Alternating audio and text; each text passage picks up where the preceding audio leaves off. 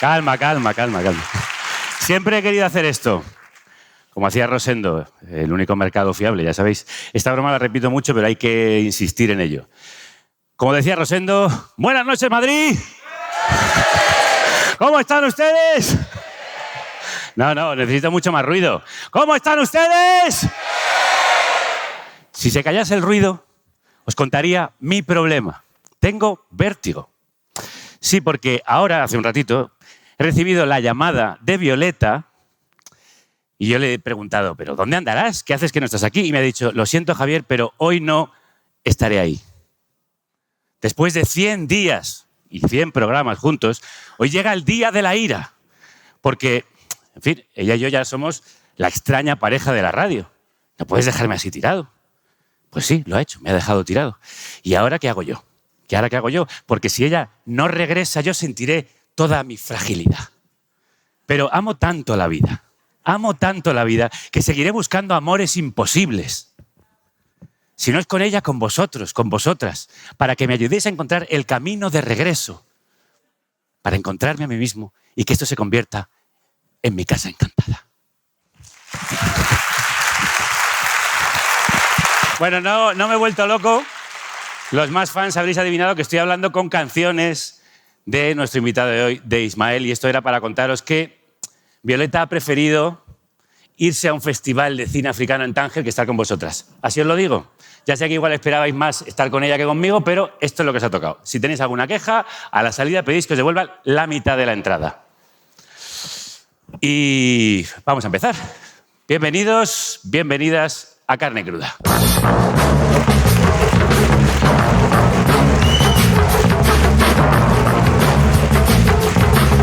Estamos en crudo y en directo, nuestro formato de concierto con entrevista, dentro ahora de Estación Podcast, emitiendo desde el Palacio de la Prensa. Nosotros somos muy de tirar abajo los palacios, la verdad.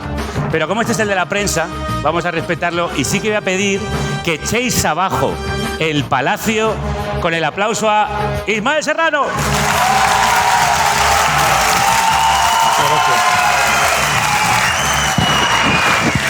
Muchas gracias.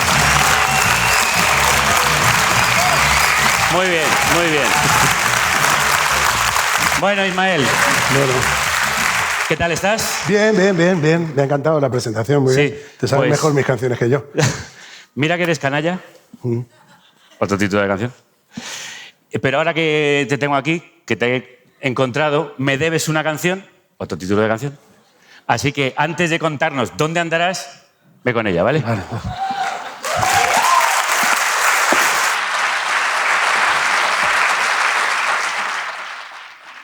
Bueno, muchas gracias a todos, a todas. Perdón, que tengo que afinar. Ya, pero es que las luces, el calor... Y yo casi siempre lo dejo todo para el final.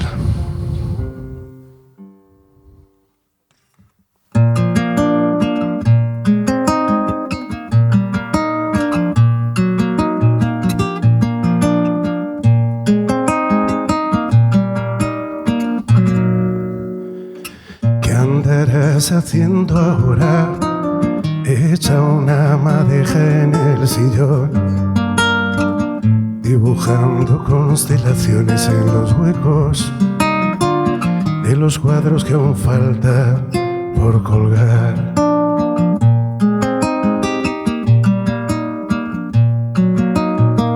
¿Qué andarás haciendo ahora, apagando las luces del salón? Probándote quizá un vestido nuevo, planeando una vida, ver el mar. Y yo afilando lunas, perdido en el hotel, encontrando tus caricias en el neceser. Y yo buscándote en el espejo azul del baño, en la ropa cansada del armario.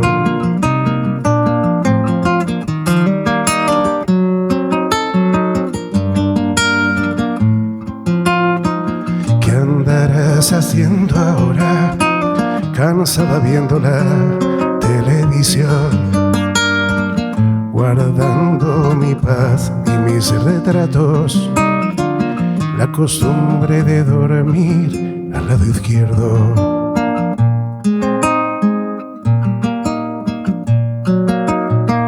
¿Qué andarás haciendo ahora, maldiciendo la luz del primer sol?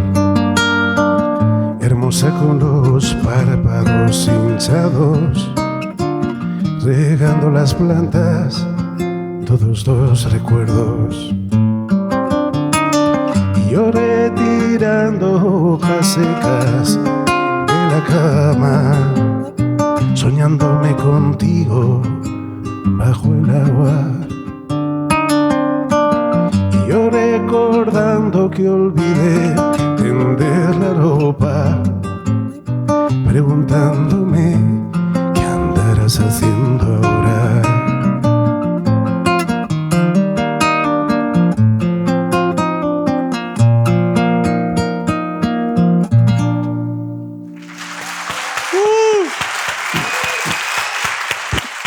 Hola, ¿qué tal?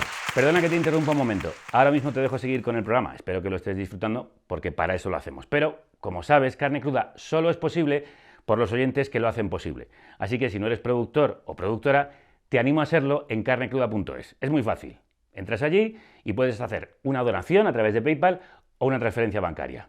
Y ayudas a que contenidos como este sigan adelante. Te dejo seguir con el programa. Que lo disfrutes. Pues vamos a ver qué andará haciendo ahora Ismael Serrano, porque sucede que a veces uno tiene la oportunidad de entrevistarle y de escuchar su música en directo.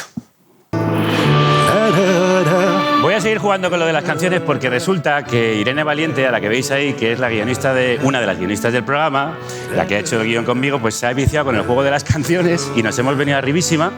Y entonces todo lo vamos a hacer así. Bueno, ¿sí? A ver hasta cuándo nos dura. Esto lo voy a leer porque, claro, uno tiene una edad y una memoria limitada. En fin, hoy toca hacer balance de los 28 años de carrera y 51 de vida de un cantautor orgulloso de serlo, que aporta la cordura frente a la locura, un artista que canta a los invisibles y que convierte las canciones en un destello de felicidad contra el odio y el retroceso. Sucede que a veces sales de un bar y la luz quema la piel. Y eso es lo que ha vuelto a hacer en Sinfónico, un testamento vital. Aquí que me parece que el juego se nos ha ido de las manos. Pero, en fin, grabado con una orquesta de 40 personas en Buenos Aires y con el que sigue de gira porque para él la música, como la vida, es una auténtica sesión continua. Y voy a intentar que este juego ya no sea una sesión continua porque probablemente os canséis. Ismael, estás bien, ¿no? ¿Contento con este disco? Sí, estoy muy contento. Yo creo que hacer un sinfónico es como un sueño recurrente en todo músico que hace canción popular, por así decirlo. Es algo que han hecho desde Metallica a Joan Manuel Serrat, a muchísimos otros artistas y bueno, sí, no sé si responde también al complejo que tiene el músico, como digo, que hace canción popular, que cree que pues eso, claro, que lo sinfónico dignifica, ¿no? Sí. Que lo sinfónico como le da un cuando vuelo... empiezas de rockero, sí, eres un poco antisinfónico y de repente a cierta edad te da el rollo de convertirte en Beethoven. Bueno, porque con la edad uno hace muchas tonterías, la verdad. Y puede ¿Con cuál de ellas? Y puede que esta del sinfónico sea una de ellas, pero la verdad es que me lo estoy pasando muy bien. Y es verdad que las canciones adquieren otro vuelo, es verdad. En el fondo yo me di cuenta, vamos, eso me parece a mí. Yo creo que son tiempos oscuros, son tiempos que invitan a la melancolía, que invitan al pesimismo. Y a mí me parece que un disco que el sinfónico, sobre todo en su directo, quien ha estado, y quizá alguno de los aquí presentes, bueno, me consta que alguno de los presentes ha estado porque veo caras amigas, yo creo que el sinfónico le imprime una épica al relato que uno construye a través de las canciones que me parece saludable en estos días. En estos días que nos empujan a la melancolía, me parece que lo épico, bueno, le da un barniz de heroicidad a la cotidianidad, al día a día, que no está mal para la autoestima, ni qué decir tiene para la mía, que viene muy bien. Pero yo creo que en general, como un concierto es un punto de encuentro, encontrarse en torno a ver 40 músicos y canciones que te han acompañado de repente, que adquieren ese vuelo y esa épica, como que uno se contagia también y levanta la mirada y mira las cosas desde otro lugar. Eso es lo que a uno le gustaría. Es verdad que para tiempos melancólicos y tiempos oscuros como los que estamos viviendo, igual más que nunca necesitamos a esos cantantes populares y a los himnos que nos hagan sentir que podemos todavía hacer cosas. Yo creo que necesitamos, sobre todo, establecer vínculos. Yo creo que vivimos en un tiempo en el que se han roto muchas confianzas. Se han roto las confianzas con los partidos políticos, se han roto las confianzas entre unos y otros, incluso entre hombres y mujeres en muchos aspectos. Y yo creo que, bueno, la música puede servir para eso. Yo creo que escribir canciones para cambiar el mundo quizás resulte muy vanidoso, pero creo que de alguna manera sí puede cambiar nuestra percepción del mundo, sobre todo en lo que concierne a esa idea de que uno no está solo. Yo creo que el pesimismo a día de hoy es una herramienta política que se utiliza para desmovilizarnos, sobre todo, para que creamos que no podemos influir en la realidad. Ya estamos abocados al desastre. Y bueno, yo creo que la música puede servir, no sé si para ser más optimistas, pero sí para saber que no se está solo. Y eso ayuda al optimismo. Saber que estás acompañado te hace tener otra percepción de tu capacidad para influir en la realidad. Así que a mí me parece que la música, en términos generales, es útil para eso. Y aparte de esta cara política que puede tener hacer un sinfónico, en lo personal, después de 28 años es que querías darte el homenaje. Totalmente. Sí. No, eso tiene... O sea, que igual lo estás vistiendo mucho de épica, pero que a lo mejor tiene una cosa mucho más íntima de tronco, sí, me lo he ganado. Parece mentira, soy mal serrano. Si no me pongo profundo, ¿no? Y digo que responde a mi crisis de los 50, pues... Efectivamente, ahí quería yo llegar. Se me rompe el relato que llevo construyendo. Bueno, esto de la épica está muy bien y tal, pero en el fondo estás con la crisis de la mediana edad. Sí, yo creo que sí. Yo creo que los 50 años me han hecho decir, tengo que hacer un sinfónico... ¿Con Metallica? O dejo la música. Sí, desde el punto de vista personal, o sea, mira, yo tengo la sensación... A ver, yo no elegí el género que más fácil lo tenía. Quizás sí en los 90, cuando surgimos toda esa generación, con Pedro Guerra... Javier Álvarez, Jorge Dresder llega a España, Rosana Arbelo. Era un momento de efervescencia incluso en este Madrid, sí. Donde había una efervescencia en la música, en los locales de música en directo, donde convivíamos muchos cantautores que compartíamos escenarios y experiencias y demás, ¿no? Pero yo creo que aquello fue un momento dulce para la canción de autor que duró muy poco. Y desde entonces, a lo que iba es que tengo una cierta sensación de que desde entonces hasta ahora mi carrera musical, y en general las carreras musicales son así, sobre todo cuando decides apostar por la canción de autor, es como ir en bicicleta y no puedes dejar de pedalear porque la bicicleta se cae. Y yo he tenido esa sensación de pedaleo constante. Y no diría que el sinfónico es un alto, porque no lo es, seguimos pedaleando. El trabajo de hacer un sinfónico es muy arduo, de hecho es una gira muy contenida porque no puedes ir a todas partes con un sinfónico, pero sí hay una sensación de llegada a una cierta cima, donde puedes... Esto es como cuando a la que le gusta la vuelta ciclista, cosa que yo no entiendo, pero hay gente que le gusta, y entonces cuando llega la ¿cómo se llama? La etapa de los picos de Europa. Reina, no, la de los picos de Europa, que dice, joder, qué paisaje, qué bonito. Pues esto es lo mismo, yo no dejo de pedalear, pero el paisaje es muy bonito. Claro. Ahora, es como, estos son mis picos de Europa, ¿sabes? Claro, la verdad que sí, vamos a escucharlo porque qué bonito te ha quedado esto. Te ha quedado bonito. Escucha la llamada, únete al grito de los cansados, la vida fue un ensayo hasta ahora. Sal a la calle, salta las olas, brilla en la tarde tu luz y aurora, que el miedo cambie. Algo que has hecho es abandonar la guitarra, en parte. Sí. También soltarte un poco de ella y decir, bueno, ahora la voz ya me acompaña a la orquesta. Eso me parecía muy bonito. Sí, eso es también, sí, es una experiencia bonita tocar con una orquesta sinfónica porque se canta de otra manera. Tú sientes como que la sinfónica te lleva ahí una sensación de vuelo, ¿no? Y que te dejas llevar por las corrientes, por así decir.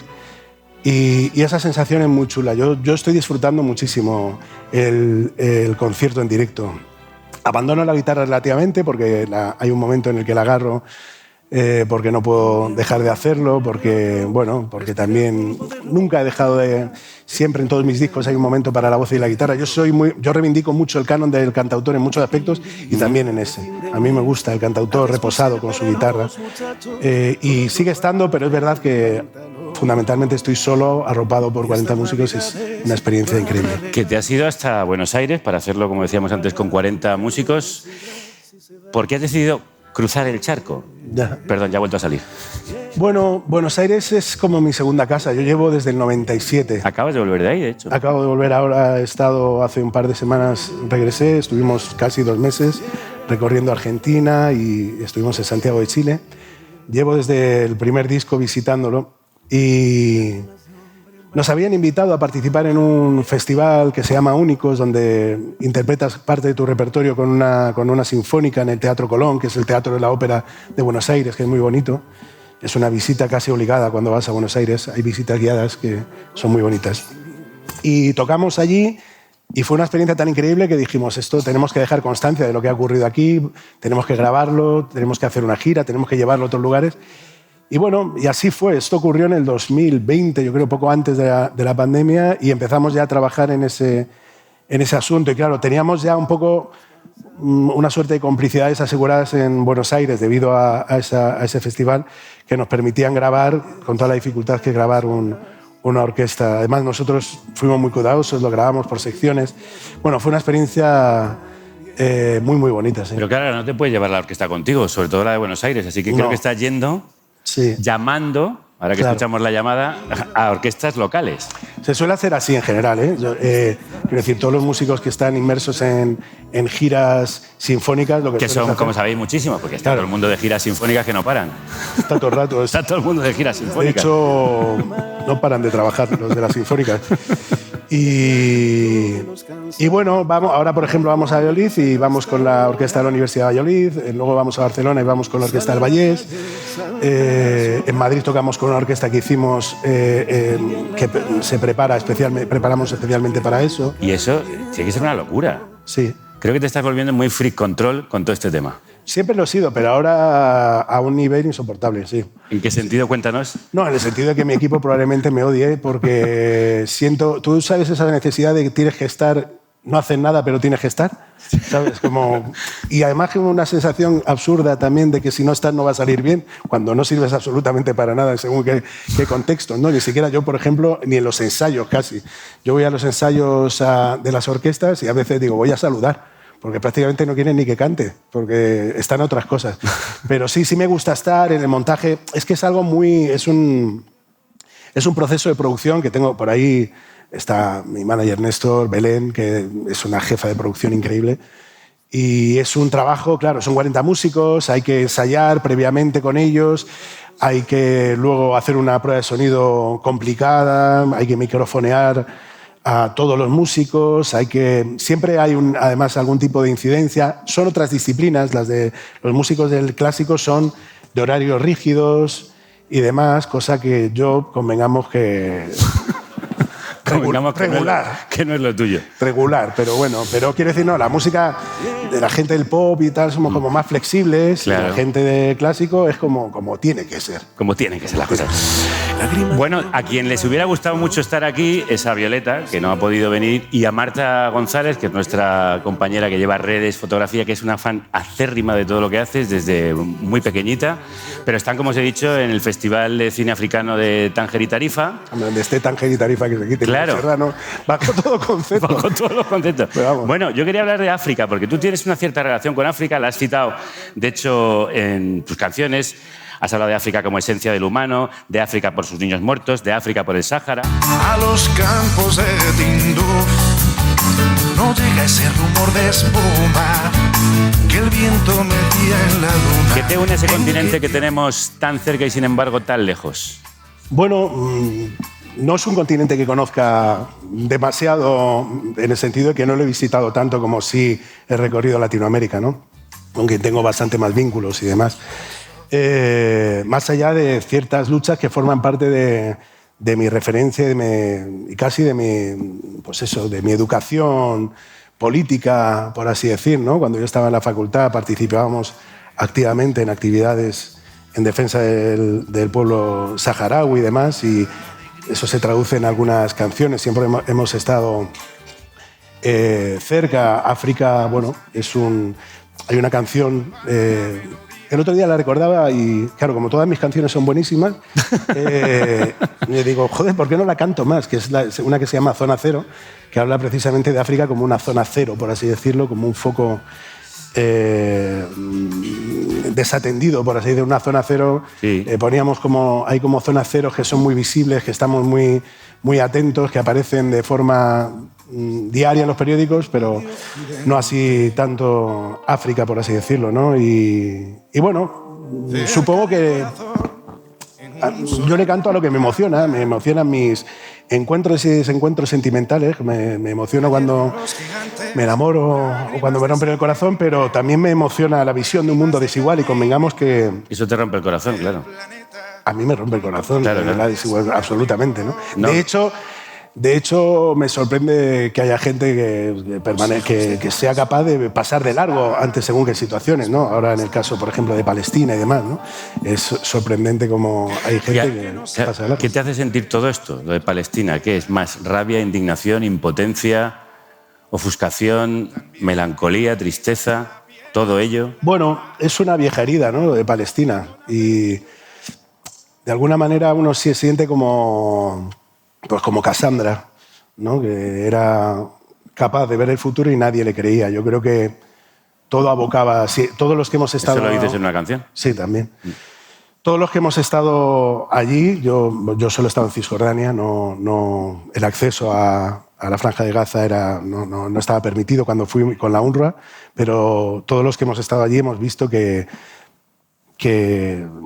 estaba un poco abocado a cada vez más violencia, cada vez más apartheid y demás. Entonces, y quizá no este nivel de no dirigidos a un genocidio tan indirecto y sobre todo tan ante a una comunidad internacional que parece permanecer impasible, más allá de pura retórica.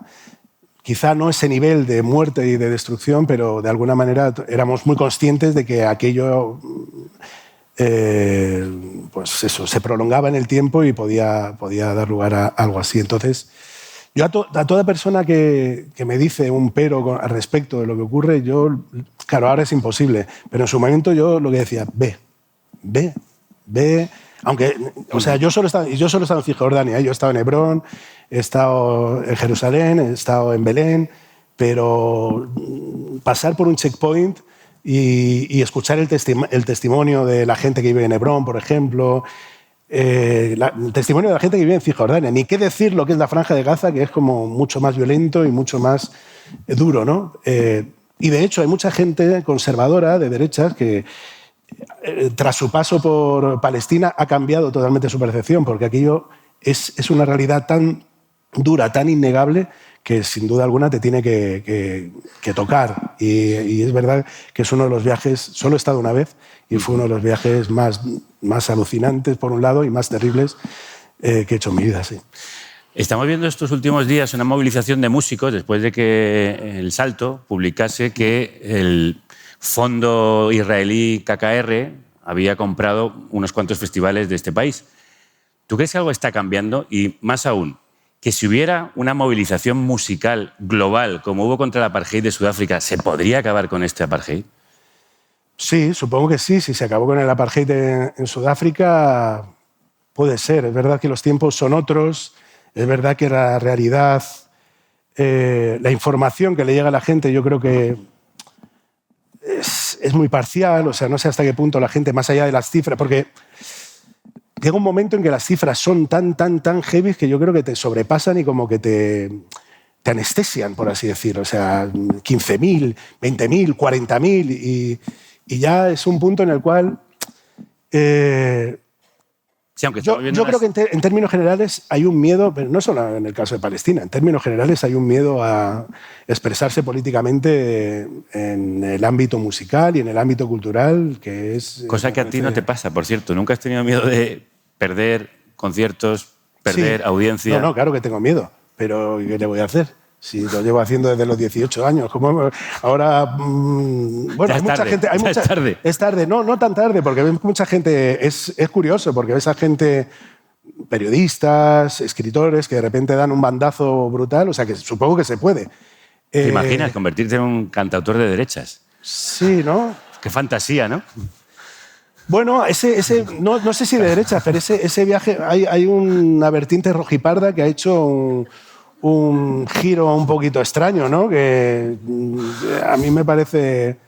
Pero bueno, es que esto es como... Es que yo soy así. Si es que no, ¿qué le voy a hacer ya a estas alturas? No. Bueno, quien necesita igual un cantautor rojipardo son los de Falange Española, que mientras estamos grabando este programa se han reunido, si es que queda alguno, allí en la Plaza de Callao, o sea, justo enfrente de donde está este teatro. ¿Pero por qué se han reunido? Pues...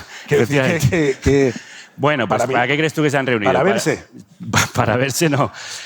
Sí, para verse con la policía. Claro. O sea, para verse con los amigos. No. Claro. Para expresar su odio contra la migración en los barrios. Ah, vale. Un poco su rollo. Ya, O sea, han quedado para sus movidas. sus movidas. Para sus O sea, movidas. para verse. Para verse. Para verse. ¿Por qué no les dedicamos, ojalá lo pudieran oír, el gallo rojo, gallo negro, Venga, vamos. que tú lo tenías pensado? Sí. A mí siempre me ha hecho gracia en cualquier caso ese de no te metas en política, porque no quiero decir esa expresión tan... Porque yo creo que, sin duda alguna, no expresarse políticamente es una forma también de hacer política. Y quien decide callar ante según qué situaciones está haciendo también política, aunque lo niegue.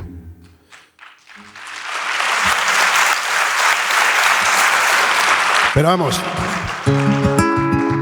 que tampoco hay, o sea, quiero decir, tampoco tienes por qué cantar, hacer canciones políticas todo el rato, ¿eh?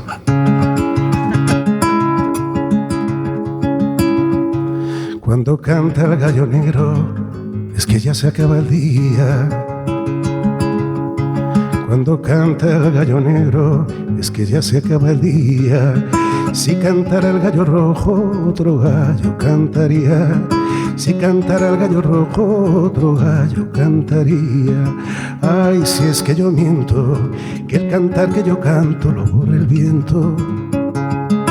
Ay, qué desencanto, si me borrara el viento lo que yo canto. Se encontraron en la arena los dos gallos frente a frente. Se encontraron en la arena los dos gallos frente a frente. El gallo negro era grande, pero el rojo era valiente. El gallo negro era grande, pero el rojo era valiente. Ay, si es que yo miento, que el cantar que yo canto lo borra el viento. Ay, qué desencanto, si me borrara el viento lo que yo canto. Se miraron cara a cara y atacó el gallo primero. Se miraron cara a cara y atacó el gallo primero. El gallo rojo es valiente, pero el negro es traicionero. El gallo rojo es valiente, pero el negro es traicionero. Ay, si es que yo miento, que el cantar que yo canto lo borra el viento. Ay, qué desencanto, si me borrara el viento lo que yo canto. Gallo negro, gallo negro, gallo negro, te lo advierto. Gallo negro, gallo negro, gallo negro, te lo advierto. No se rinde un gallo rojo más que cuando está ya muerto. No se rinde un gallo rojo más que cuando está ya muerto. Ay, si es que yo miento, que el cantar que yo canto lo borra el viento. Ay, qué desencanto, si me borrara el viento lo que yo canto.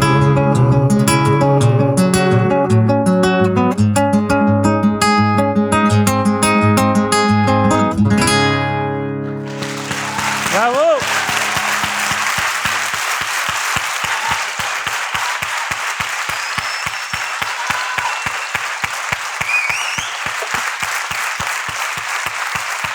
Muchas gracias. Macho, qué bonita versión, de verdad. Sí, ¿verdad? Sí, Sorprendente, ¿no? No, quiero decir que, bueno, que le has cambiado la métrica, Sí. la rítmica. Sí, me gusta. Sí, es una canción... Es yo una la canción que ha cantaba- hecho tanta gente, pero bueno, la has hecho Sí, sobre propia. todo la ha hecho gente que la canta muy bien. Tú también. Sí, ¿Qué sí, tiene pero esta quiero canción? decir- ¿Qué tiene No, esta- que hay una versión, por ejemplo, bueno, hay versiones muy, muy, muy bonitas. pero es una canción que yo cantaba cuando empezaban los cafés, Claro. cuando estaba cantando los cafés. Es una canción que he cantado mucho en las guitarreadas con amigos. Es una canción que forma parte también de mi memoria familiar. Claro, ¿qué significa para ti? ¿Y cómo eran aquellos cafés? ¿Y por qué esa canción es tan importante? Bueno, es una canción... Hay una parte que me cuesta cantar, ¿eh? Ujú. La de que solo se rinde uno cuando ya está muerto. Me da como cosita, quiero Ya. decir, porque... Yo Por lo que sea. tengo un amigo que está aquí presente y cuando le preguntaron una vez que si se había pegado a alguien con alguien, se había pegado alguna vez con alguien, dijo, se lo que quedó pensando y dijo, es que no me lo puedo permitir. Y me parece una respuesta muy acertada. A mí la violencia, o sea, eso de morirme no me parece, no me parece No bien. está en tus planes. Quiero decir, estamos llegando, lo que trato de decir es que estamos llegando como a un grado de polarización y en el que uno puede llegar a sentir miedo simplemente por expresar sus ideas políticas. Yo creo que estamos traspasando muchos límites en ese sentido. Yo creo que se están rompiendo consensos que tenían que ver con la convivencia democrática, más allá de la discrepancia que se podía dar en el debate político. Y yo creo que se han roto consensos, se han roto formas y por eso rescatar esta canción me parece necesario, o rescatar un poco este tipo de relatos de resistencia en un contexto en el que estamos amenazados por la ultraderecha. En toda Europa hay un auge político que está ocupando espacios de gobierno. Entonces, bueno, recordar qué fue el fascismo y lo que representó en Europa me parece necesario. La movida es que yo no sé, yo canto esta canción y no sé hasta qué punto, dudo que llegue a según qué generaciones que quizás sean las que con más urgencia debieran, reconocer lo que es el fascismo, recordar, aprender lo que fue nuestra historia y lo que fue Europa. Porque se está dando. Hace poco fueron las elecciones en Alemania, vengo de Argentina, el fenómeno Milei es significativo en ese sentido también, ¿no? Como muchos jóvenes, sobre todo varones, porque hay una polarización, las mujeres siguen conservando, como por así decir, su voto de izquierdas y demás, pero muchos jóvenes, hombres, varones, están votando a la ultraderecha. Y eso tiene que ver con una desmemoria, con una falta de conciencia con respecto a lo que fue el fascismo, a lo que es el fascismo. Porque también me digo una cosa, dice, no es que le llamas a todo le llamas fascismo. No, yo llamo fascismo al fascismo. O sea, eso es así, no creo... ¿Sabéis esos que levantan el brazo? Pues eso. Fascismo. Claro, exacto. O sea, Bueno. hablar de los menores, hablar de niños que están en una situación de vulnerabilidad absoluta, que cruzan una frontera para buscar un futuro mejor, deshumanizarlos, llamándolos menas y haciéndoles responsables de su situación y criminalizándolos y demás, identificándolos con la delincuencia y demás, eso es fascismo, lo ha sido siempre. O sea, por poner un ejemplo, vamos, ¿no? Como muy bien has dicho, hay que luchar contra la desmemoria y hay que recordar. Te lo estás llevando todo el rato lo político, pero yo también quiero recordar tu carrera. Quiero recordar estos 28 años. Vamos a escuchar Recuerdo. Me levanto temprano, moribundo, perezoso resucito, bienvenido al mundo, con noticias asesinas, me tomo el desayuno.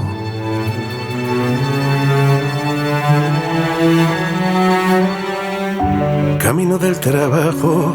¿Qué estás pensando mientras la escuchas? No, que me gusta la canción, es muy bonita. No, y sobre todo estaba pensando en que a mí me gusta hacer canciones que son relatos, en el sentido más clásico de presentación, nudo y desenlace. Por lo general, desenlaces tristes, pero me gusta escribir esas historias y yo creo que se ha perdido esa... ¿no? Historia, yo qué sé, ahora pienso en la canción de Serrat, de Cartón Piedra, ¿no? Por ejemplo. Sí, ese tipo, la fábula de los tres hermanos, ¿no? Que es, bueno, en ese caso es una fábula directamente, con su moraleja y todo. Y yo no sé hasta qué punto se están escribiendo relatos en ese sentido, tan estructurados en ese sentido clásico. Y esta canción tiene mucho, por eso es muy larga, no tiene estribillo, también es como un anti-hit, absolutamente, porque dura mucho, no tiene estribillo, no tiene una estructura clara, pero creo que es bonita, creo que A mí es una de las canciones que más me gustan y es una de las canciones que más me gustan cómo ha quedado en el disco también el arreglo. Sí, yo creo que necesitamos relatos, de hecho, en esta época de dispersión y en la que todo parece estar roto. Está muy bien que alguien nos cuente historias que nos lleven de un sitio a otro y generen una sensación de que esto tiene un sentido. Eso es muy bonito y yo creo que además tiene que ver con un déficit de atención que no nos permite, pues eso, seguir el hilo necesario, seguir, es como todo es tan volátil que bueno, que todo es como si la canción tuviera que estar destinada a convertirse en un meme musical que se replicara en TikTok junto con una coreografía hasta el final de los tiempos. Y a mí Tú lo tienes eso jodido con el TikTok, lo tengo muy jodido. No se me da mal. De repente me abrí una cuenta en TikTok. No que tú hayas una... Pero es que no veo a la gente haciendo coreografías con las canciones de Ismael Serrano. No, pero lo que... Llámame loco. Lo que te iba a decir es que yo creía que TikTok era un universo en el que yo no iba a tener ningún espacio, porque creía que era un universo que musicalmente estaba condenado a coreografía. Yo ya estaba practicándolas frente al espejo y demás. Y empecé a hacer covers, versiones, y de repente me di cuenta de que había gente a la que le podía interesar otro tipo de propuestas. Pero yo creo que TikTok o sea, yo creo que el algoritmo nos juega en contra. Por más que haya un público y demás, igual que igual que te juega en contra a ti, quiero decir, con este tipo de conversaciones. Tampoco tiremos piedras contra nuestro propio tejado. ¿vale? No, quiero decir, igual que... No está yendo tan mal. Que no, si a ti te va muy bien, si lo sé que te va muy bien. Sé que por supuesto que te va muy bien, pero quiero decir... Tronco, que estás haciendo un sinfónico. O sea, no. Que no funciones en TikTok bueno, tanto como un chaval de 15 años, pues normal. No, pero... No, normal no. ¿Qué cojones normal? Porque hay que... yo... O sea, no sé qué lo voy a decir, pero no me ha gustado. Yo quiero ser TikToker. Ya tenemos el dejar la música. Ya tenemos el titular. Yo quiero ser TikToker. Y dejar la música. Y todo el mundo diciendo, va por el camino equivocado. No, pero quería hablar... Perdona, sí. Pero yo creo que hay un problema. Es que yo estoy obsesionado, que era lo que te quería decir con el algoritmo. Yo creo que el algoritmo no somos conscientes de cómo está influyendo en la forma de crear contenidos de todo tipo. Por eso también digo, no solamente contenidos musicales, sino contenidos periodísticos incluso también. O sea, yo creo que está influyendo y no somos conscientes. O sea, la gente crea contenidos no tanto pensando en los dictados del alma o incluso en lo que quizá puede querer el público, sino de qué manera el algoritmo le va a premiar o penalizar. Pues mira, me lo has dejado votando para lo que quería preguntarte, porque antes me ha parecido muy emotivo cuando hablabas de que en esos primeros tiempos en que cogías la guitarra, ¿cómo la has llamado? Las quedadas estas de... ¿Guitarreada o qué? La guitarrada o algo así, ¿no? Guitarreada. Me ha parecido muy bonito y quería preguntarte cómo empezaron a nacer canciones en ti. O sea, ¿cómo empezaste a dedicarte a esto? ¿Cómo haces una canción? ¿Dónde empieza? Ha cambiado mucho. Yo cuando empezaba, yo me acuerdo, mi padre tiene aún en casa los libros de poesía de Losada. Y yo me acuerdo agarrar los libros, yo qué sé, de Neruda, de Benedetti, que había alguno, y empezar a ponerle música jugando a esos versos. Y de vez en cuando me atreví a hacer alguna canción que, como buen adolescente, tenía que ver con amores urgentes y definitivos para toda la vida. Y por supuesto, eran infumables. ¿Qué edad tenías? Yo creo que tendría 13, 14 años. ¿Cuándo empezaste a tocar la guitarra? No, yo empecé de pequeñito, ya me llevaban vivíamos en Vallecas, me llevaban a un sitio que se llama Oscus, que era una asociación cristiana, y me daba clase, esto parece pura literatura, pero es verdad, me daba clase un profesor ciego que me enseñaba sevillanas. Maravilloso. ¿Qué te Espera, parece? quito el titular de TikTok, pongo este. Un profesor ciego que me enseñaba sevillanas que las tocaba mal. Y así empecé a aprender los primeros acordes. Luego mi madre, que siempre ha sido la que me ha dicho ¿por qué abandonaste la carrera de ciencias físicas? Fue la mayor responsable de que a mí me diera por la música o que me educara en ese sentido, porque me acuerdo que me llevaba a un centro cultural donde daban clases de solfeo y de piano en Entrevías, y era ella la que me llevaba. Yo creo que fue ella la que me regaló también mi primera guitarra. ¿Cuándo fue? Pues sí, por esa edad. Yo tengo un tío también, mi tío Ricardo, que es el hermano de mi madre, que ahora es un abogado laboralista increíble, un doctor en Derecho, que es un capo. Y él tocaba canciones de Silvio. Yo me acuerdo en el pueblo, mi madre es de una aldea de Toledo, se llama Aldea Cabo de Escalona, que es una aldea muy pequeñita pero muy bonita. Y yo recuerdo en el patio de la casa de mis abuelos, él cantando a Silvio. Y yo he aprendido lo poco que sé de armonía y de melodías sacando las canciones de Silvio, que son complejas, porque hay un cliché que no responde a la realidad, ¿no? Se dice que el cantautor se sabe 2 acordes y con eso tira y demás. Y sin embargo, los cantautores, por lo menos los que más me han influido a mí, son gente que hace canciones muy complejas armónicamente, melódicamente, como el caso de Silvio, incluso Serrat.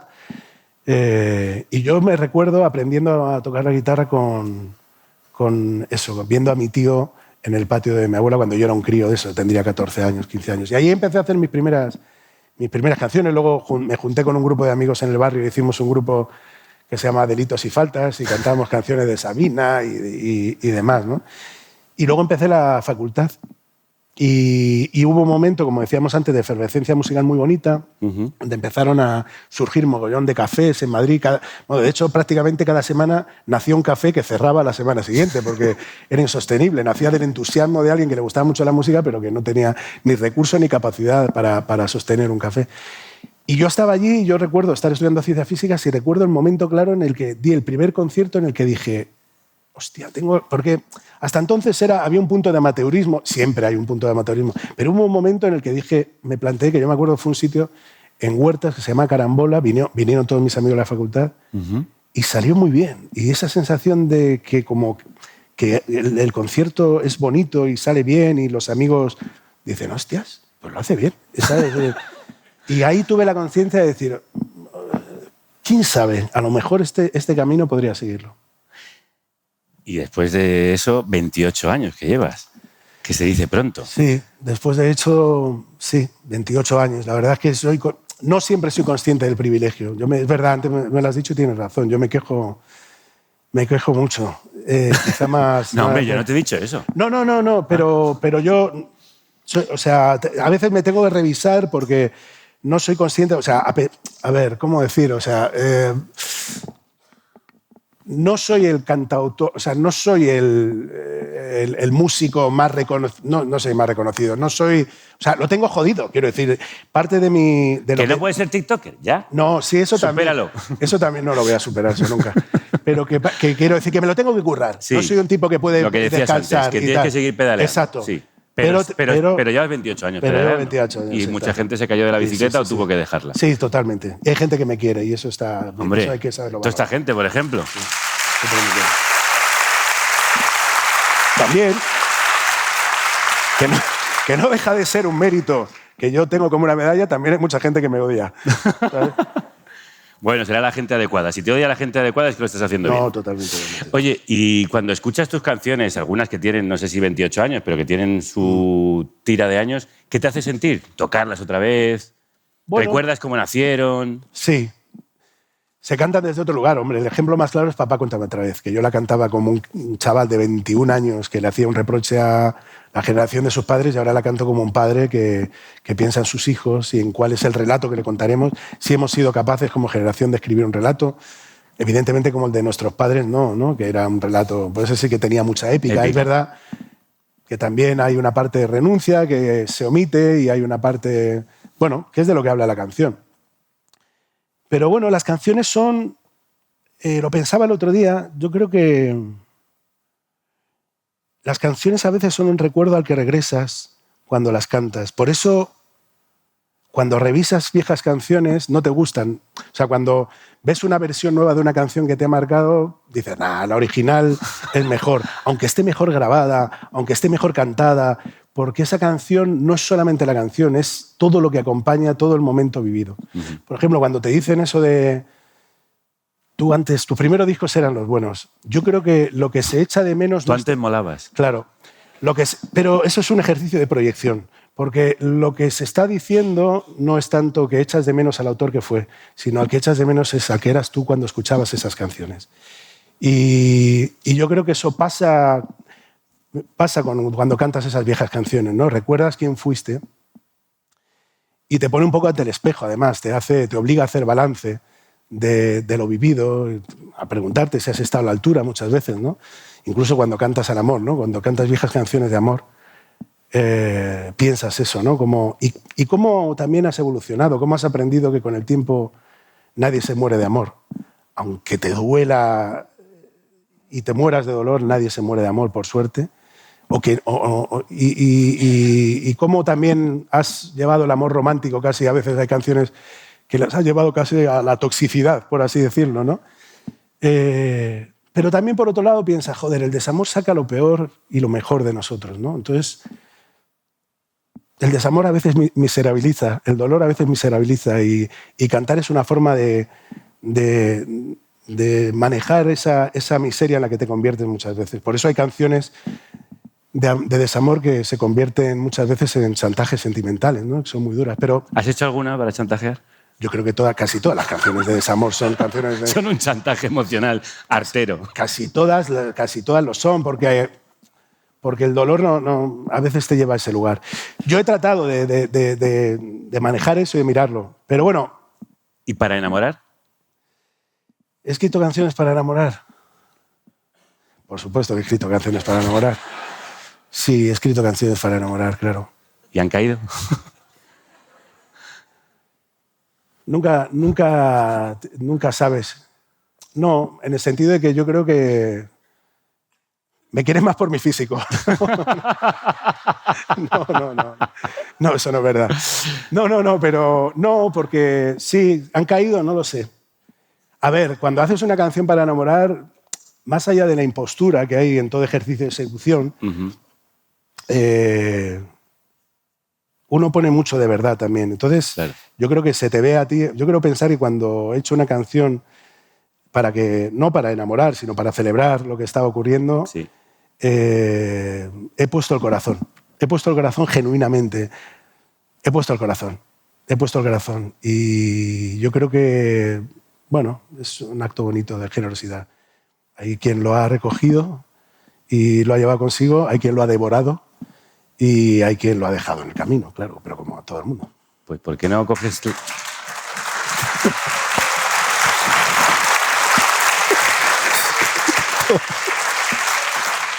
Sí, es que desde con 50 años estoy insoportable. Pues mira... Dice ahí uno, cuando llegues a los 60 ya verás. Ya, te vas a cagar. Pues mira, ¿por qué no haces una cosa? Coges el corazón ese, lo pones en la guitarra y nos cantas Ana. Voy. Vale. Mira, hablando de amor. Y luego ya te pregunto lo que recuerdas cuando cantas esa canción. Oye, después de lo dicho, reivindico absolutamente la cursilería como un valor que hay que cultivar, ¿eh? Tampoco vamos a ser... Prefiero la cursilería al cinismo, ¿sabes? A los que parecen estar de vuelta de todo. A mí me gusta la gente cursi.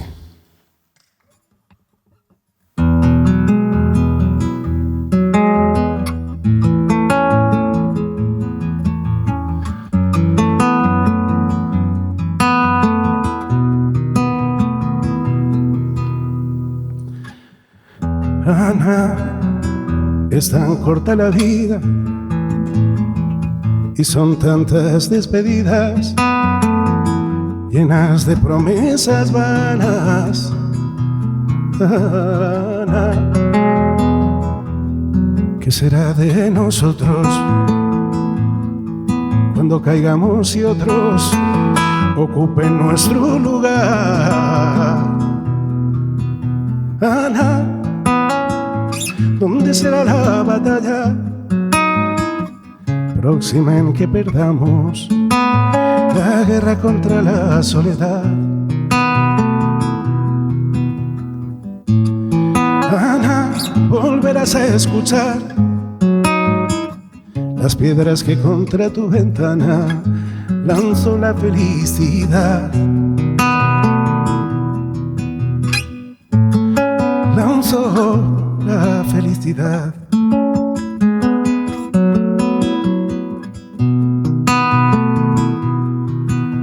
Ana, es tan corta la vida, quizás me vuelva mentira y no te conozca mañana.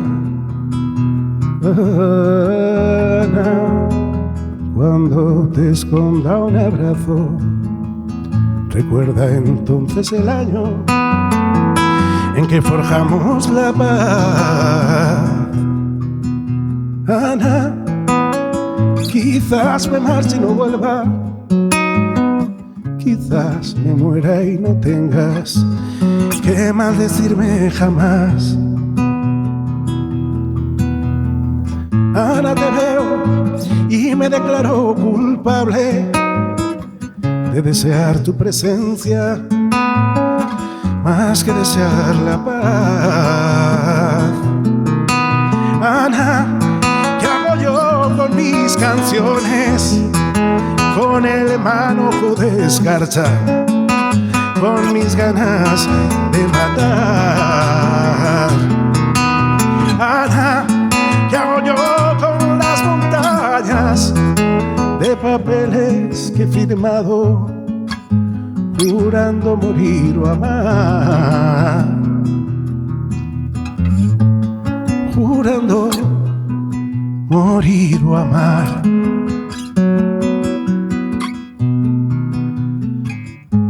Ana,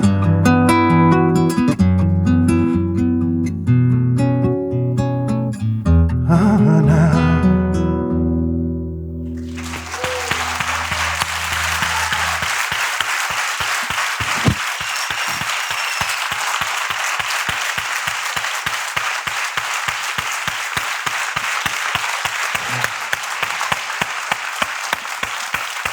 Como han dicho por aquí, bravo. Esto a Ana le tuvo que gustar. Sí, bueno, es una canción de despedida, ¿eh? Es una canción... Bueno, igual no le gusta tanto. No, pero sí, bueno, con Ana sigo teniendo muy buena relación. Sí. Sí, tiene 5 hijos ahora. Parece que ya tiene mejor Es relación. una chelista maravillosa y es una gran amiga que pertenece al grupo de amigos de la facultad. Estoy cantando muchos datos innecesariamente, ¿no? Como... Te voy a callar un poco. Sí, por Anda, favor. cállate y baila. Sí. Otra vez lo he vuelto a hacer.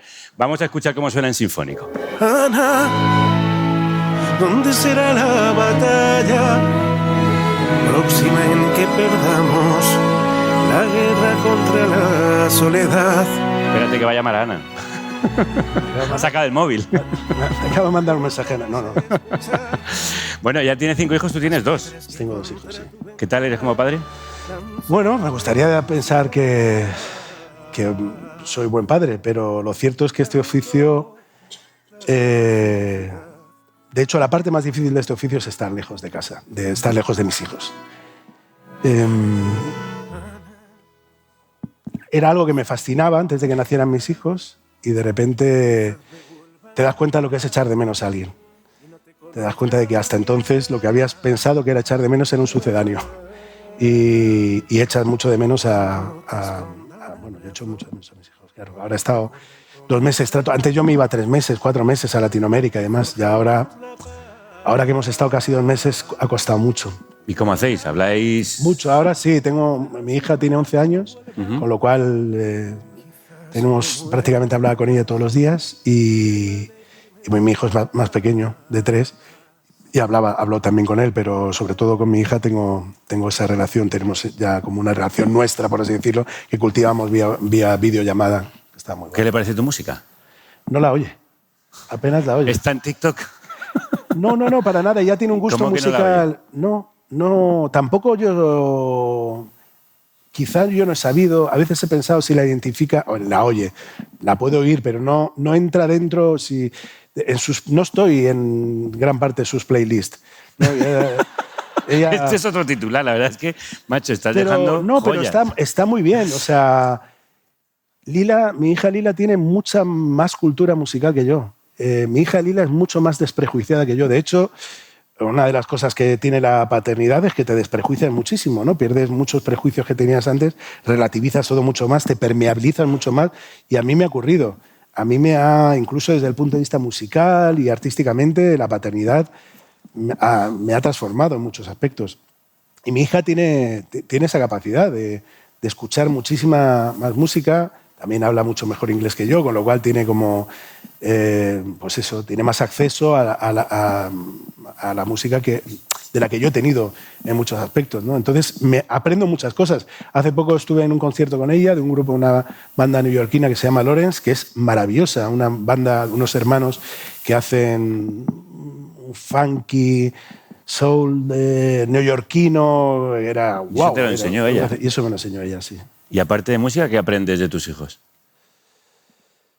A no ponerme en el centro todo el rato del relato, a no estar en el centro todo el rato de la historia. Yo creo que una de las cosas que te enseña la paternidad es eso, que hasta entonces uno está siempre en el centro de todas las historias y uno aprende a estar a otro lado, aprendes a relativizar, a no tomarte tan en serio. Por ejemplo, yo creo que el nacimiento de Lila y luego de Martín lo que me ha enseñado es que a veces me pongo excesivamente solemne, porque a tu hija no le puedes decir, es que no sé bailar.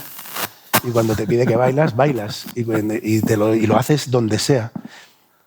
Es un ejemplo un poco tonto, pero un poco cursi también, pero a mí me ha enseñado a no tomarme tan en serio. O sea, te das cuenta de que te tomas en serio cosas que a lo mejor no son tan serias. Y a relativizar también, no estar tan pendiente aunque eso me cuesta más, de la opinión de los demás, pero bueno, sí te enseña muchas cosas. A mí sí, por lo menos. O sea, yo no digo que hasta este lugar se tenga que llevar por la vía de la paternidad. O sea, yo he llegado hasta aquí, quiero decir, la paternidad o la maternidad es una elección y a mí me ha traído hasta aquí ese camino, pero yo estoy seguro que este camino se llega por otro lado y mucha gente no tiene por qué tener hijos para llegar a esta conclusión, que yo llegué tarde. Seguramente mucha gente que decide no tener hijos haya dicho, eso yo lo sabía desde el principio. A mí me costó más y me enseñó. Simplemente es un dato, no digo, no tiene carácter de ley universal. A mí hablo de mi experiencia, ¿no? Bueno, como decías, has estado separado de ellos unos meses, porque has estado sobre todo en Argentina. Sube al ómnibus de cita rosa, una mañana de domingo, aquel que nos llevaba al cerro.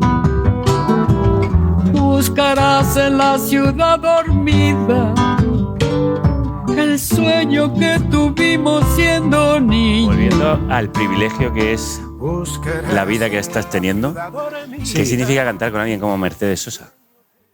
Pues fue más allá de cantar con un referente con el que yo he crecido. O sea, yo es verdad que eso es una de las cosas que sí tengo muy presentes, el hecho de haber podido compartir escenario con gente y haber cantado con gente a la que yo he admirado desde lejos. Mercedes Sosa es uno de esos ejemplos. Mercedes Sosa era como la voz de Latinoamérica. Yo empecé a descubrir Latinoamérica porque gran parte de mis referentes estaban allí. Y Mercedes Sosa fue una enseñanza porque era una mujer que aun cuando estaba en lo más alto y un gran reconocimiento y es una voz universal y demás, era una mujer con una capacidad de trabajo o sea, me pedía siempre más tiempo para preparar la canción y yo estaba trabajando con ella, estaba grabando y veía que ella quería interiorizar, o sea, hacía un trabajo de interiorización de la canción, o sea, no es una colaboración. A mí una cosa que me enorgullece es que no es una colaboración que hizo por hacer.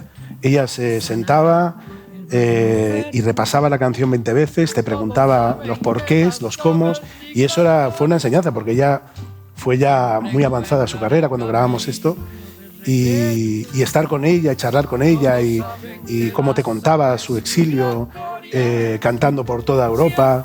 A ella le encantaba manejar, conducir, y le encantaba conducir buenos coches. Y para ella era la oportunidad. Vivir el exilio nunca es una oportunidad, pero convengamos que ella contaba con cariño sus trayectos por Europa y demás. Bueno, en fin, que fue compartir con ella no ya solo la canción, sino poder compartir con ella charla, fue un recuerdo. ¿Y qué otros momentos así de tu carrera, estos 28 años, de encuentros con algunos de tus ídolos o momentos que han sido estelares para ti, especialmente? Hay uno que es un hito en mi vida, que es el tener la oportunidad de organizar un concierto de Silvio en Vallecas, que fue para mí un momento inolvidable. Yo estuve con Silvio en La Habana, me acuerdo que me invitó a su casa y estuvimos hablando, él me decía, era claro el 2008 y tal, toda la crisis que vino después, España con unos índices de paro muy elevados y demás, y él me decía, él da muchos conciertos en La Habana, en barrios de gente con menos recursos, por así decir, ¿no? Barrios pobres.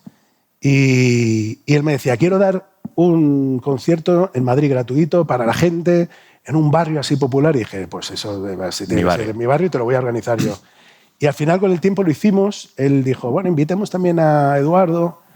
Y dijo, por supuesto, tú abres el concierto. Y yo dije, si te empeñas, pues... y luego me dijo, y luego se acordó y me dijo, espera, yo la primera vez que estuve en Vallecas fue porque me invitó Luis Pastor. Yo conocí tu barrio por Luis Pastor, le tenemos que invitar.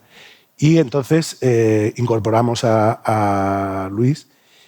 Y bueno, fue inolvidable porque el nivel de convocatoria nos superó a todos y porque había un ambiente, no sé, había como una energía en ese concierto muy especial, de un sentido de comunidad que es muy bonito y que yo no sé si se tiene tanto. Yo creo que los festivales, o sea, yo no dudo, bueno, la verdad es que igual sí, en los festivales también se da ese sentido de comunidad, pero allí había algo genuino que unía, como una suerte de hermandad que era muy bonita, ¿no? Yo me acuerdo de eso, de las 4 de la tarde había gente sentada en la plaza esperando a que saliera Silvio y demás. Me acuerdo que hubo un momento, por ejemplo, claro, había tanta gente. Él tenía como un espectáculo muy claro donde él iba en una tarima detrás con los músicos rodeándose y hubo un momento en que la gente empezó a quejarse porque no le veía. Entonces yo estaba, claro, todo el mundo, no se ve, no sé qué. Vallecas. Mi barrio. Maravilloso. Y con razón, claro, no se le veía. Y entonces yo me acuerdo que dijimos, bueno, que sale Luis Pastor ahora a cantar. Entonces yo me acuerdo de salimos unos cuantos del equipo que decía Silvio, tío, Ismael, me recordaba cuando nosotros hacíamos en los 70, los 80, hacíamos conciertos y tal, porque salimos a empujarla entre varios. Dije, venga, vamos, llamé a 3 o 4 y nos pusimos a empujar la tarima para que la gente pudiera verlo, echarlo todo lo adelante que pusiéramos. Quiero decir, era todo muy de verdad y para mí fue un recuerdo sobre todo eso. Estaba mi familia, estaban mis amigos y yo cantando con Silvio. Estaba mi tío Ricardo, el que tocaba en el patio de la abuela. Solo faltaba el profesor ciego de Sevillanas. Y seguramente estaba con alguien describiéndole lo que estaba ocurriendo, seguramente. Mira, ahora mismo Ismael está moviendo una tarima, no me preguntes por qué. O sea, igual estaba, no, ya habría fallecido porque era muy mayor aquel hombre. Pues ahora que tenemos este momento tan bonito y esta comunidad tan preciosa que nos rodea, y hablando de encuentros, ¿por qué no que te cantas Ahora que te encuentro? Venga, vale, vamos allá.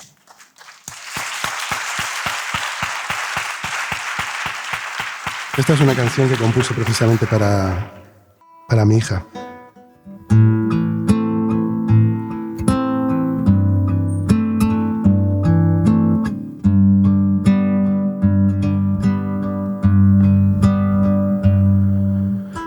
Ahora que la vida nos arranca nuestra manta y perdido hipocondríaco ya no duermo de un tirón.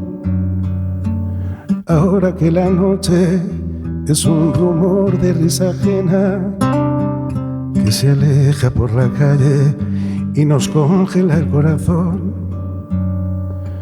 Ahora que respiro y resulta más difícil sacar bajo nuestra piel las astillas del recuerdo.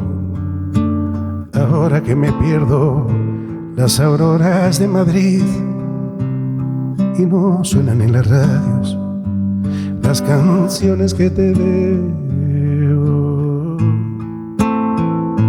Yeah, yeah, yeah.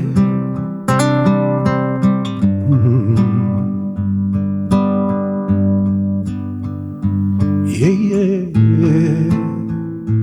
La, la, la, la, la. La, la, la, la.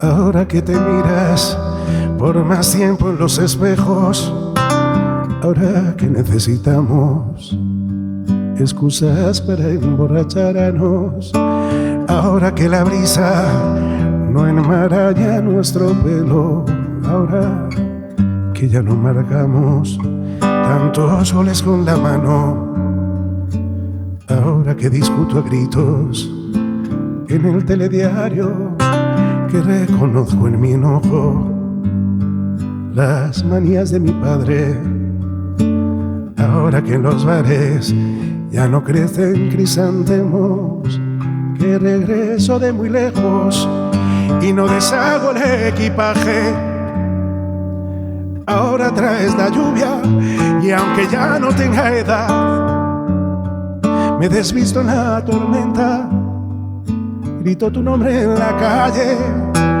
Ahora que te encuentro, todo se vuelve verdad. Se derrumban los palacios y trasverdea sus solares. Haces que este otoño ilumine mis mañanas y haga callar al reloj del vientre del cocodrilo.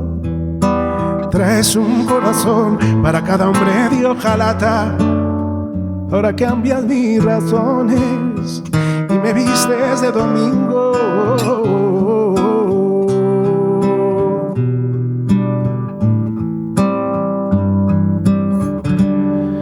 Y me vistes de domingo. Yeah, yeah. Oh, oh.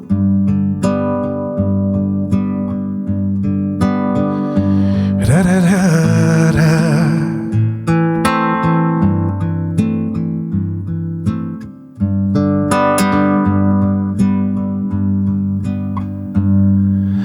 Ahora que he aprendido a desaprender las reglas y que todo temporal nos regala una enseñanza, y a decir que te amo con 140 letras, va a encerrar en un gin tonic todas nuestras esperanzas.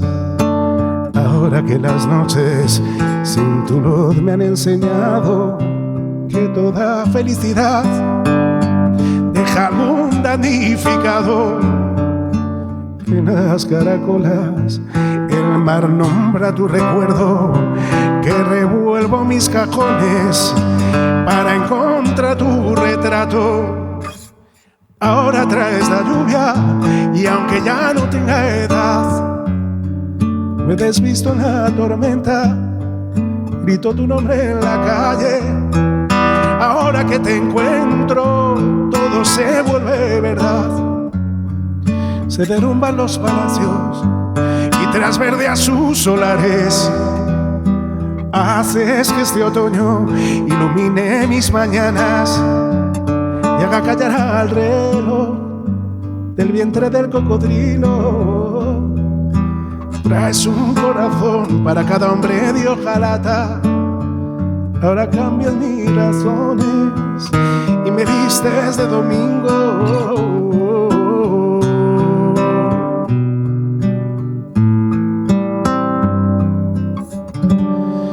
Y me vistes de domingo. Yeah, yeah. Whoa, whoa. Ra, ra, ra, ra.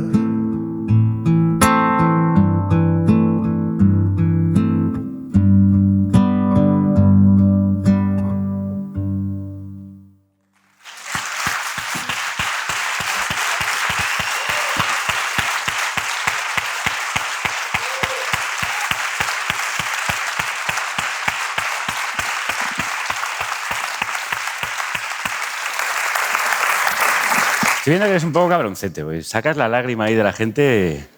Estás tocando fibras, ¿eh? Pero la gente es así, viene a mis conciertos, es algo que digo siempre. Porque es muy bonito. ¿Sabes lo que hago? Durante las actuaciones voy mirándolas y están como... Bueno, que está todo el mundo como al borde de la lágrima. Sí, yo lo digo en los conciertos, que la gente sale diciendo qué bien lo hemos pasado, como hemos llorado.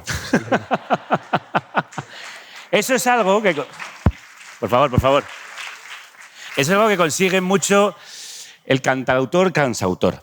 Sí. Un tema del que creo que debemos hablar antes de terminar esta entrevista, porque además tú lo has reivindicado y se han hecho muchas bromas, muchos sketches de humor incluso sobre ello. Que yo fuese cantautor estaba escrito desde el instituto, que estaban los chavales con Offspring y Green Day y yo estaba a lo mío con Serrat, Silvio Rodríguez y Aute.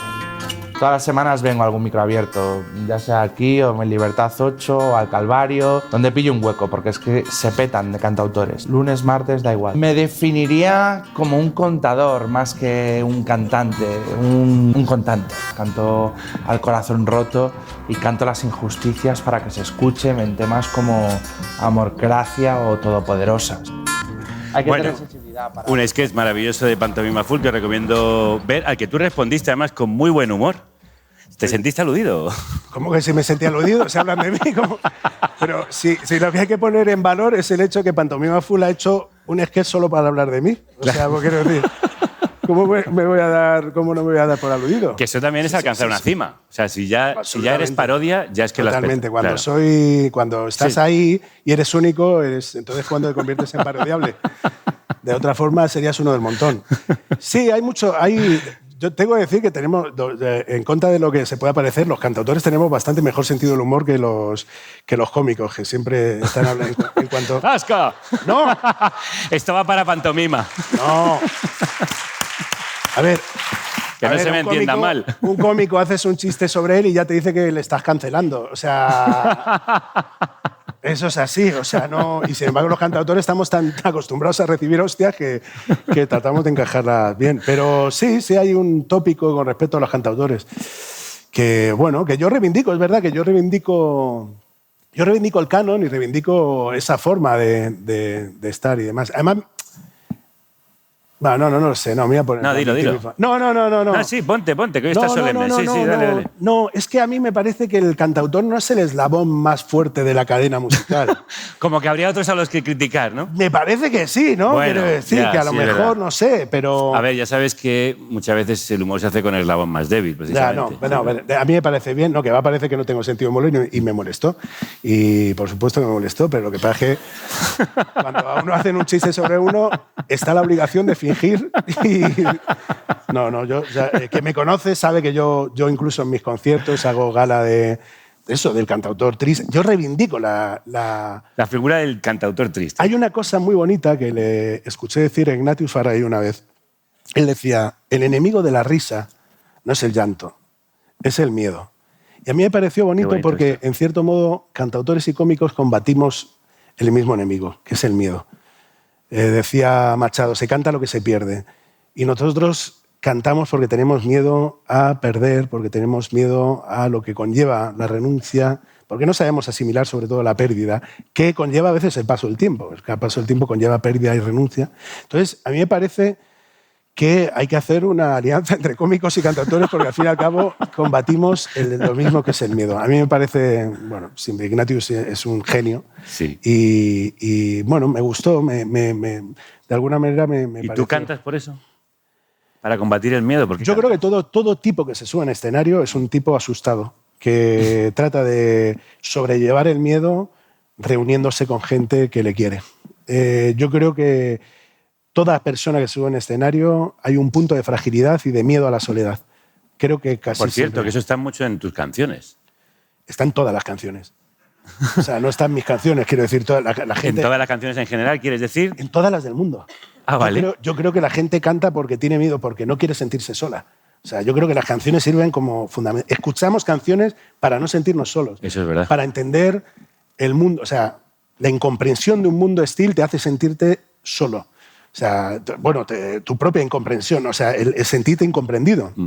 Y por eso escuchamos canciones. Cuando te rompen el corazón, te sientes solo y necesitas sentirte acompañado. Todas las canciones hablan de la soledad, de alguna manera. Incluso las que celebran la vida, lo que pretenden es establecer un espacio de encuentro y celebrar el encuentro. Hay un punto de... Por eso el directo es, ahora con todo esto de las inteligencias artificiales, hay algo que nos va a salvar a los músicos. Yo creo que es la experiencia del directo. Por más que digan, no, pero se puede poner un holograma y tal, no. Saber que hay un tipo de carne y hueso ahí que es como tú, con eso y el punto de reunirse, no ya solo con el músico, también hay un punto de reunirse con el que está al lado y de celebrar. Todo ese punto de búsqueda, de vínculo, es insustituible. Y yo creo que se escriben canciones por eso. Hay gente luego que dice, no, yo escribo canciones para divertirme. Yo no escribo canciones. Bueno, vale, si tú lo dices. Está muy bien, pero yo creo que no. Yo creo que un psicoanalista diría, vamos a ver. O sea, que para divertirte, ¿no? Siéntate ahí, majo. Claro, siéntate ahí. Pero yo creo que todas las canciones... ¿Y tú estás bien rodeado para no sentir esa soledad? O sea, ¿tienes unas buenas redes, gente que te quiere y gente a la que quieres, en la que cuidas y que te cuidan? Yo creo que sí. Yo creo que he tenido la suerte, por ejemplo, de que con la gente con la que trabajo es mi familia. Atópico que se dice casi siempre, pero en mi caso es así. La gente con la que trabajo es mi familia. Y te voy a decir una cosa. Tengo que decir que la gran parte de mis amistades no forman parte del ámbito de la música, cosa que me parece muy saludable también. No porque tengo buenos amigos músicos. Tampoco he sabido relacionarme mucho con mis amigos músicos. No, porque la gente a la que admiro me cuesta acercarme, siempre siento que... ¿Te da vergüenza? Sí. ¿Sí? Sí, yo no he sabido cultivar según qué relaciones, porque siempre he sentido que estaba de más. Sí.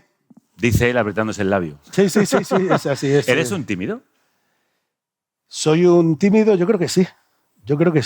Que me da la impresión por algunos gestos y por algunas cosas que has dicho. Sí, yo creo que sí. No sé. ¿Tú qué opinas, Javi, que me conoces mucho? Sí, ¿no? Un poco sí. Sí, soy... O sea, no soy el tipo... Sí. Sí, vale. Es que no o sea, tampoco, a ver, no soy un tímido patológico que se esconde... Bueno, que a veces también las canciones o el tener que enfrentarse a ese miedo del escenario esconde muchas veces, igual que los cómicos a veces esconden tipos muy serios, a veces la gente que es muy pública esconde a un tímido que ha tenido que ir pasando ciertas fases y rompiendo ciertos No solamente miedos. eso, sino buscando herramientas para poderse comunicar, claro. Para poder dar el paso de expresarte de una forma que te ayude a sobrellevar esa timidez.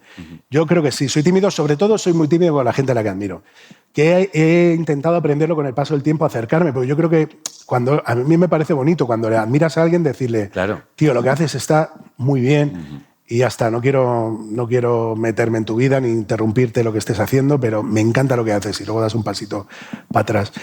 Y eso he aprendido a hacerlo con el paso del tiempo, ¿no?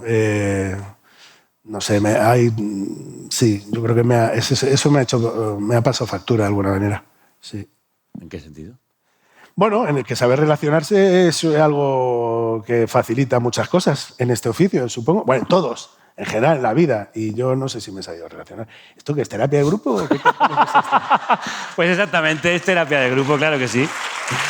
Y de hecho no lo sé, no lo tengo claro, no sé si estoy diciendo polladas o realmente es así, pero sí, yo creo que podía, o sea, yo qué sé, yo me acuerdo, te voy a poner un ejemplo que yo creo que puedo contar, Néstor, que es cuando con Serrat me pasa muchas veces que le digo, joder, cuando vengas a Madrid, llámame y nos vamos a cenar. Y él me dice, muy serio, como es él, con esa socarronería, me dice, sí, como tú me llamas cada vez que vienes a Barcelona, ¿no?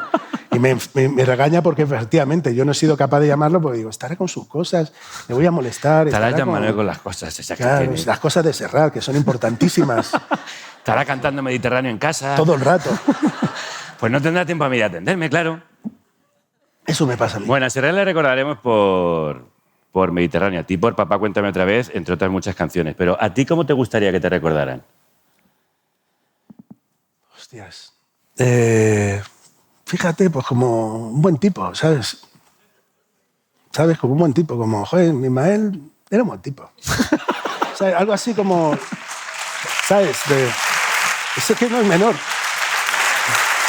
Eso no se dice de mucha gente, ¿sabes? Eso no. de según qué artista dice, es un buen tipo, pues era un tipo macanudo, tal, como dicen esa gente, que el macanudo me gusta mucho.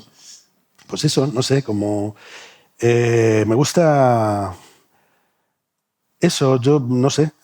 Es que tampoco es tan meritorio... O sea, la capacidad de componer es lo que te decía antes, nace más de un déficit que de un don. O sea, la gente que se sube en escenario es gente con taras. No, y es verdad, somos como niños chicos. Ese punto de la timidez es algo bastante común, si lo piensas, en según qué artistas atormentados y demás. Hay un punto de... Yo creo que incluso, que a mí me pasa a veces, pero digo, bueno, a mí me preguntan, entonces respondo, pero quiero decir que a veces se valora en demasía la opinión del artista, ¿no? Y seguramente tiene una visión, o sea, no tiene ni mejor ni peor visión que la que pueda tener el del kiosco. Bueno, pero tiene el altavoz. Pero tiene el altavoz, eso claro. Sí, eso es otra cosa. Pero bueno, no quiero, parece como un discurso de falsa humildad, pero a lo que voy es que yo creo, o sea, muchas veces el músico es como un niño asustado y se comporta como tal. Hay un punto, no sé, con lo cual quiero que me recuerde como un buen tipo. Es que me enrollo mucho, perdonad. Eso ya está. Pues tengo que decir que eres un buen tipo, por lo que yo conozco. Tengo que también contar que nosotros hemos llamado a Ismael muchas veces para que apoyase cualquier causa, siempre que teníamos que hacer un programa, que iban a cerrar la Ingobernable, que iban a acampar por Palestina. ¿A quién llamamos? Al cansautor. Y el cansautor siempre venía, siempre dijo que sí, aunque no le llamábamos por su música. O sea, que teníamos esta deuda contigo. Te agradezco. Me gusta mucho más cuando me llaman cuando no es para la música, ¿eh? Me lo paso. Pues a nosotros nos gusta también y creo que hoy se ha demostrado mucho que sea para la música y haberte dedicado todo este programa.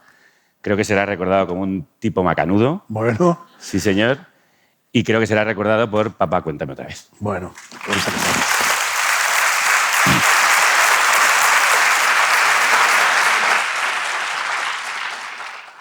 Bueno, muchas gracias. Bueno, gracias, me lo he pasado muy bien. Y nada, la gente a veces se ríe de mí porque parece que tengo que leer la letra de Papá Cuéntame otra vez. Cosa que es absolutamente cierta. Es un trastorno que se ha generado fundamentalmente porque he generado una dependencia absoluta con el atril y entro en pánico si no lo tengo, que es una canción que me sé de memoria y que canto en la guitarreada perfectamente.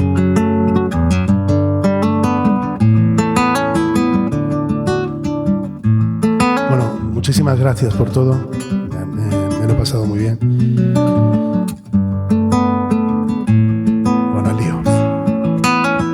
Papá, cuéntame otra vez ese cuento tan bonito de gendarmes y fascistas y estudiantes con flequillo y dulce guerrilla urbana en pantalones de campana y canciones de los Rolling y niñas en minifalda. Papá, cuéntame otra vez todo lo que os divertisteis estropeando la vejez a oxidados dictadores y como cantaste a Event y ocupaste la Sorbona en aquel mayo francés en los días de vino y rosas. Papá, cuéntame otra vez esa historia tan bonita de aquel guerrillero loco que mataron en Bolivia y cuyo fusil ya nadie se atrevió a tomar de nuevo. Y como desde aquel día todo parece más feo. Papá, cuéntame otra vez que tras tanta barricada y tras tanto puño en alto y tanta sangre derramada al final de la partida no pudisteis hacer nada. Y bajo los adoquines no había arena de playa. Fue muy dura la derrota, todo lo que se soñaba se pudrió en los rincones, se cubrió de telarañas. Y ya no me canta el Event, ya no hay locos, ya no hay parias, pero tiene que llover, aún sigue sucia la plaza. Queda lejos aquel mayo, queda lejos Saint-Denis, que lejos queda Jean-Paul Sartre, muy lejos aquel París. Sin embargo, a veces pienso que al final todo dio igual, las hostias siguen cayendo sobre quien a la demás. Y siguen los mismos muertos, podridos de crueldad. Ahora mueren en Bosnia los que morían en Vietnam. Ahora mueren en Bosnia los que morían en Vietnam. Ahora mueren en Gaza los que morían en Vietnam.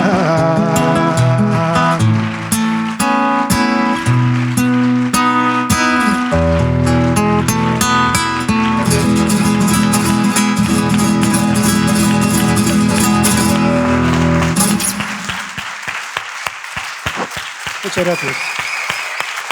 Muy amables.